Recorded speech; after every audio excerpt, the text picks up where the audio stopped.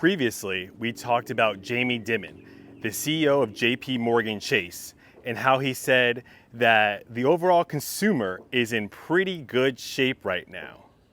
And today I want to talk about a different CEO, but it seems like every time we hear a soundbite or an interview from one of these big CEOs, they're completely out of touch. They have no idea what's going on with the average American.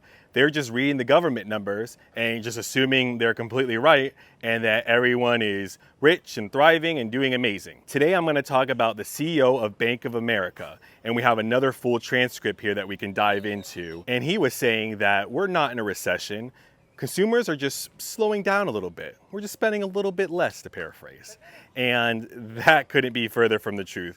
The average American is struggling and not doing well at all. And yeah, they have to spend money on their bills, but any kind of discretionary spending is really being analyzed and critiqued before just blindly spending in 2024's economy. So that's what I want to talk to you today about. So let's see what the CEO of Bank of America has to say. The transcript of this interview can be found on cbsnews.com. And as always, I've linked this article down in the description below so you can read it for yourself. The headline is Transcript. Bank of America CEO Brian Moynihan on Face the Nation with Margaret Brennan, August 11th, 2024. So once again, we're not talking about old news from years ago. We're talking about very, very recent information here.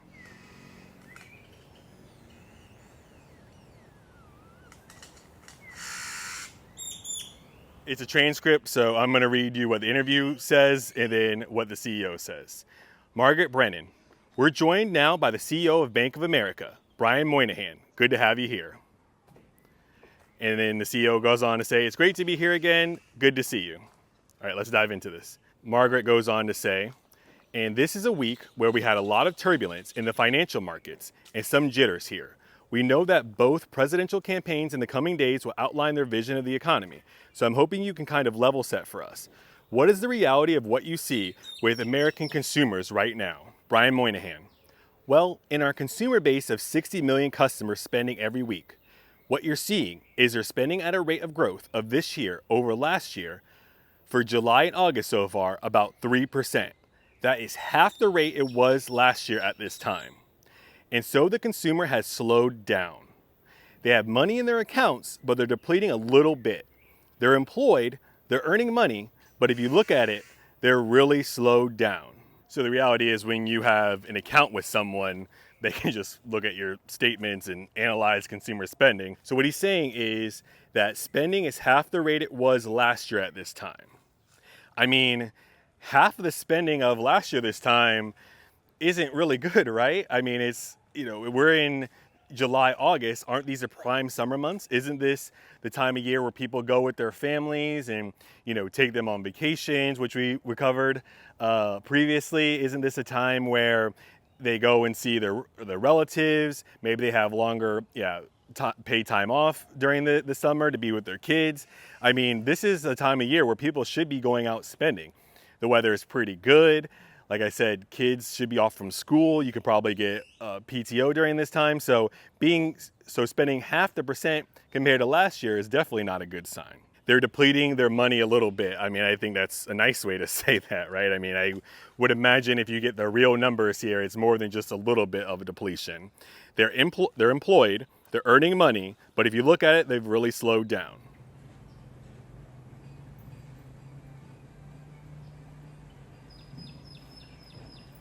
So as we talk about every single day, yes, people might have jobs, but they don't have good jobs. They clearly are not being paid enough to be able to comfortably spend what they were spending just this time last year. And that is because people are underpaid. That is because they're working multiple gig jobs, side jobs. Maybe they have a couple of different side hustles, a couple of different businesses. But people don't have that one steady job anymore where they're getting paid a good amount of money and they're living without fear of layoff and they could just spend whatever they want to spend. I mean, those times are long gone, unfortunately. Brian goes on to say, so the Fed is in a position they have to be careful that they don't slow down too much. Right now, where they are spending at is consistent where they spent 17, 18, 19, a lower inflation, a more normal growth economy. Margaret goes on to ask, I saw in one of your Bank of America reports, and you just alluded to this, more price sensitivity and that savings accounts are being diminished. That would suggest people really are not bringing in enough that they have to go into their savings. Like, is this all just inflation that's pressuring? And that's a good question, and that is a good thing to decipher from. Are people dipping into their checking accounts? Because that makes sense, right? I mean, you get paid, usually direct deposit into your checking account, and you spend that on bills, you spend that on common everyday things. But if people are dipping into their savings account, that's supposed to be savings, saving money for the future. If they're no longer saving money for the future, but they're using that just to get by and use it for their day-to-day spending, then we have a big problem, Mr. CEO.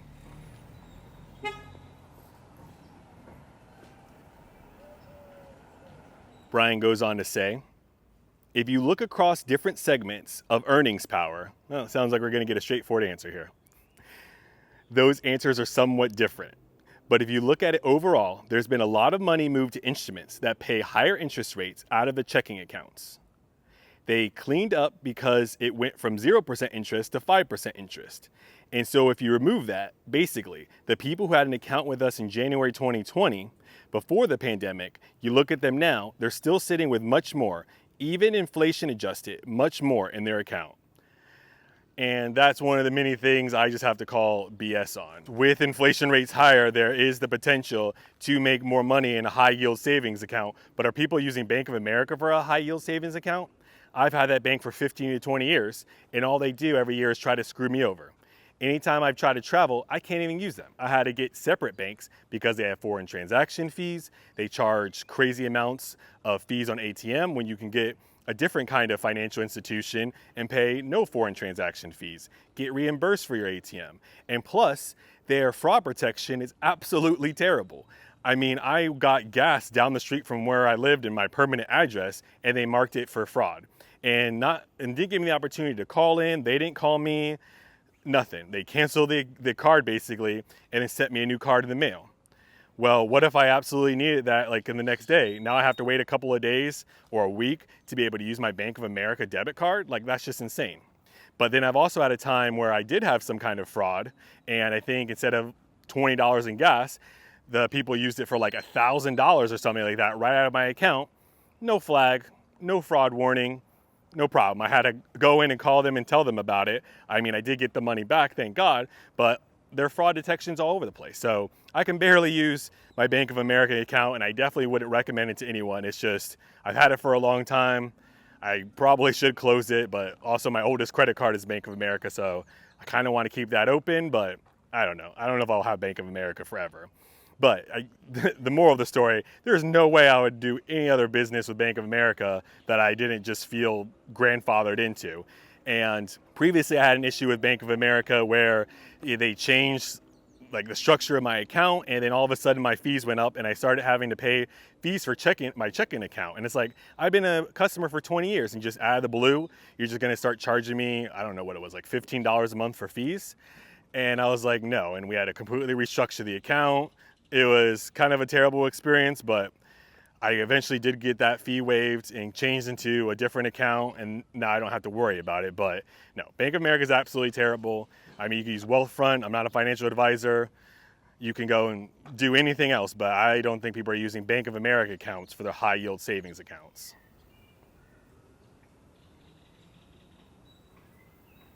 And maybe if this came out in 2020 or 2021, where people weren't spending as much, where companies were still hiring remote jobs and not just every company in the States was just laying off people left and right by 5, 10, 15% of their overall employee numbers, then maybe I believe it. But in the fall of 2024 or summer 2024, whatever it is, you want to talk about how people have much more money than they did?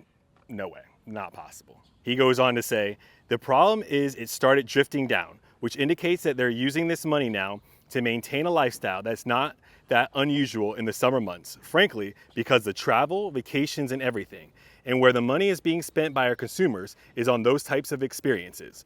But if you look within it, if you're still going to restaurants and they're taking travel, but at the other hand, they're spending a little bit, they're going to the food store the same amount of times. Food store, who talks like this? The same number of times. but spending a little bit less, which means they're basically finding bargains and deals like that. And you're seeing corporations cut prices to respond to that.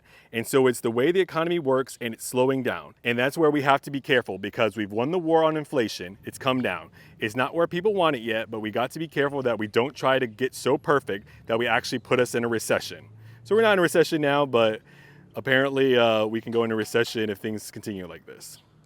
He says, but our team is a great team, such a great team, that Bank of America research does not have any recession predicted anymore. I mean, you're not, it's basically like he's saying, we just went outside and it's raining, but I don't predict that it's going to rain today. No, you're in a recession. How could you not predict that we're already in a recession? Yeah, it doesn't need to come in the future because it's already here. This year we talked about now there's no recession. And basically they say we go to 2% growth, the 1.5% growth over the next 6 quarters, and kind of bump along at this growth rate, plus or minus. Sometimes I think that CEOs are paid millions of dollars because they are so good at evading questions. So basically the interviewer was asking, now is the money coming out of their savings account, right? Because you want to be saving for the future, like spending more money from your checking account, that's fine. I mean, you're the CEO of Bank of America, you have access to this information, let us know what's going on. And his answer was, oh, they're putting in high yield savings accounts instead of just the normal savings accounts. I don't have the stats behind that, but I don't believe that to be true. And then he's also saying that people are taking vacations. I made a whole video the other day, check it out, about how Airbnb and some other sites were saying that people are not taking vacations anymore. And Booking.com said that people are looking for it, but overall everyone's numbers are down. So no, people are not taking vacations. That is not what is happening, and that's not where people's savings money is going.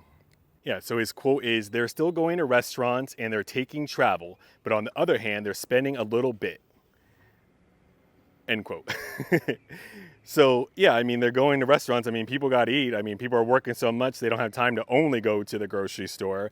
I don't believe that they're taking travel. And he says they're spending a little bit. He doesn't say they're spending less. He says they're spending a little bit. Like, he literally can't say the word less or something like that. And then he says, and I quote, they're going to the food store the same number of times. It's spending a little bit less, which means they're basically finding bargains and things like that. And you're seeing corporations cut price to respond to that, end quote. Like I said, who the heck says food store? What kind of planet are you from? Can't you say grocery store? What the heck is a food store? Yeah, I mean, they have to go to the grocery store. I mean, I don't think that people are going out to eat as much as they used to, but you can't avoid going to the food store, because if you don't go to the food store, you don't eat, because that's where the food is. So, but even saying that they're spending less money at the grocery store, okay, well, if they're cutting back on spending at restaurants and people are cutting back spending money at the grocery store, I mean, isn't that bad that basically people are just eating what they need to live and that is about it? And he also says that the restaurants are cutting down in prices. No, they're not. Prices are still insanely crazy. Now, are they doing some sort of gimmicks to get people in the door? Sure. I mean, McDonald's has their $5 menu, or not even $5 menu, excuse me, one $5 box, right? They're not coming back and cutting prices with their $1, $2, $3 menus. Wendy's, I think, did a $3 breakfast, which is weird because they're not even known for breakfast, right? I mean, give me chili half off or something like that, and then we'll be talking. And then, yeah, other restaurants like Starbucks are doing a pairings menu, but no, restaurants are not cutting back on the price. That's the one thing they're not doing. They'll lay off people, they'll close it inside, they'll make sure you don't loiter around anywhere, they'll do some sort of combo meal of things you probably don't even want, and that's what they're gonna do, but they're not gonna cut the prices. So that's not happening.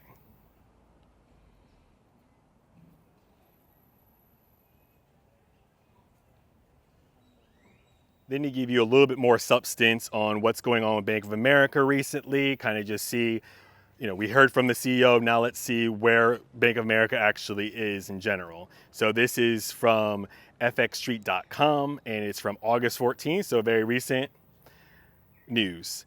And the article is headlined, "Is it time to buy or sell Bank of America after Warren Buffett's move?" Warren Buffett recently sold millions of shares of Bank of America, leaving many stock traders wondering what their next move should be. With the stock price hovering around $35 to $38, the dilemma is real. Should you sell your shares or hold on to them, hoping for a rebound? Buffett's decision adds to the confusion. Should you follow his lead? Or could this be a golden opportunity to buy? Let's break it down into 3 simple steps to make a better decision. Step number 1, understand Warren Buffett's selling strategy. What made him sell? Knowing why Buffett sold Bank of America is key. Buffett doesn't sell stocks whimsically. His decisions relate to broader market trends, company performance, or even diversification needs. His strategy unpacked. Market trends. Buffett examines market segment and long-term outlooks. Company performance. If a company's fundamentals start to weaken, Buffett might decide it's time to sell. Diversification. Sometimes selling is about balancing his portfolio. What you can do. Analyze if Buffett's reasons apply to your case. If it's about broader market trends, those trends affect you too. But if it's about his portfolio diversification, that might not influence your decision as much. Step 2. Examine Bank of America's stock chart. Bank of America hit a reversal at the $44.44 level, and the price has dropped to around $35. This isn't just a random dip. It reflects underlying patterns and behaviors in the market. So lately, we've just seen example after example of how CEOs are out of touch. And it's one thing if it's some tech company that you might not have to interact with, even though you probably will, you just won't know it. But it's another thing if it's a CEO of JP Morgan Chase, if it's the CEO of Bank of America. I mean, these guys are some big wigs when it comes to financials, and it's just shows how banks are completely out of touch. And it's probably been like that for a while, right? They'll give loans to people they shouldn't give just because they can, right? Loans for mortgages, loans for credit cards, loans for all kinds of things that set young adults behind and really screw them over more than help them, unfortunately. And then just to see all these CEOs say that everything's fine, we're not in a recession, and just dodging straightforward questions like, are people pulling money out of their savings account to spend and use? It's just really quite terrible. So I saw the article, wanted to come on here and share that with you. And to me, the Bank of America CEO is out of touch, and I don't know if I believe him when you say that we're not in a recession and we're not going to be in one anytime soon. Talk to you later.